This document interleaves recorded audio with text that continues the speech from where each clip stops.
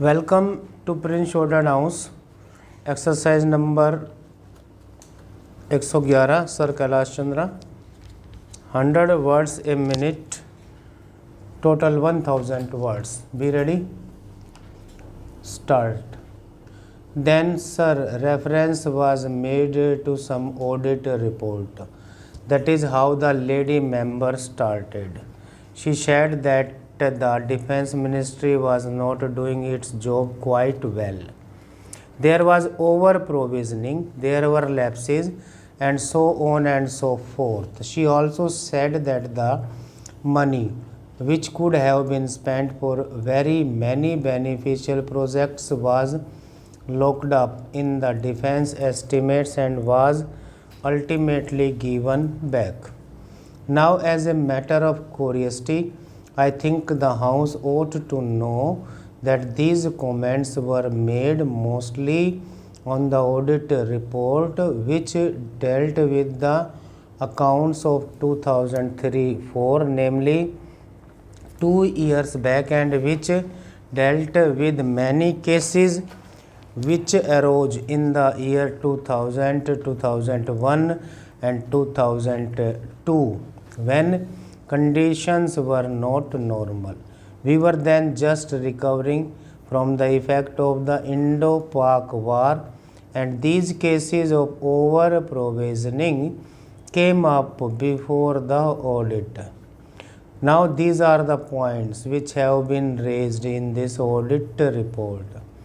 As you are aware, sir, there is a Public Accounts Committee whose main function is to go into the details of all these matters and to examine them. I am told that the Public Accounts Committee is at present engaged in the task of going into all these questions and taking steps to see whether the comments made by the Auditor General are satisfied or not, and whether there is a sufficient explanation forthcoming or not.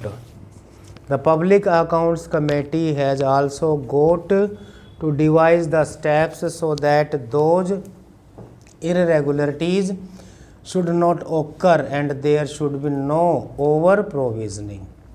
I may say one thing in passing, because it will rather be tedious for me to take the House through the merit of each particular thing in detail. Please remember that there is no question of over provisioning.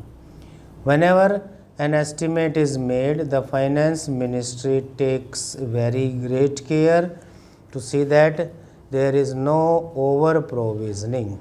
Sometimes it so happens that the money is not spent for certain reasons. For example, we may have got to pay rupees 5 crores for a certain equipment which may have been ordered from abroad and which may be due to be delivered in the financial year, that is to say in 2006-7, but when the dates of deliveries approach, the contractors or the suppliers may ask for a little extension of time, and the result is that instead of the goods being delivered by March 2007, they may be delivered in May 2007 or in July 2007. Full stop. This may result in the money being held back. Now, such things do happen, but that does not indicate any lapse on our part or any mistake on our part. Similarly, sometimes it happens like this. In the beginning, say in October 2005, we find that something is necessary, and we hope that the whole process of placing the contract and providing funds and everything else will be gone through, and we will be able to get the deliveries by the end of the year. But negotiations take a lot of time. The contract is signed much later than we had imagined it could be signed, and the result is that the goods are not forthcoming by the end of the year and the money is held back. So that may occur, but that does not indicate any fault or any deliberate over provisioning on the part of the Defense Ministry. It would be stupid to do so. Why should we do so? There is no motive for that. My honorable friend referred particularly to one item of rupees 2 crores recoverable from the central ministries and the state governments. Now I went into all the details and I found that most of this money was under recovery from the central government and the state governments. It pertained to certain buildings and other premises which had been rented out to the state governments for rehabilitation purposes and some other purposes, but the rents had not been realized. This amount of rupees 2 crore represents the rents to be realized. Now I submit, sir, that the House should take this assurance from me that we are most anxious to prepare our estimates as accurately as possible, and on that basis the money estimated should be spent. In the Defense Ministry we have got a financial advisor who keeps a strict watch over these things. My honorable friend said that we were spending 50%. As a matter of attitude, that is not quite correct. I think if you only take the revenues, then it may be about 40 to 41%.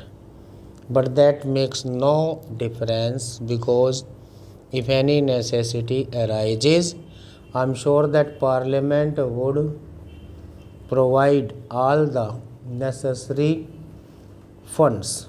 So it is not 50%, it is substantially much less than that. Then there was some reference made about the structure, and there was some comment. What about the establishment of an army council? Now this is really a reference to the structure which exists in the United Kingdom. I am not saying anything about the official structure there. Probably it is very good. But so far as we in India are concerned, we went into this matter and we came to the conclusion that our existing structure performed really the same functions. As you are aware, sir, for the purpose of deciding high policy matters, we have got the Defense Committee of the Cabinet presided over by the Prime Minister. It is not confined to the cabinet ministers or a few of them, but the heads of the three services, namely the Chief of the Army Staff, the Chief of the Air Staff, and all other senior officers. Stop.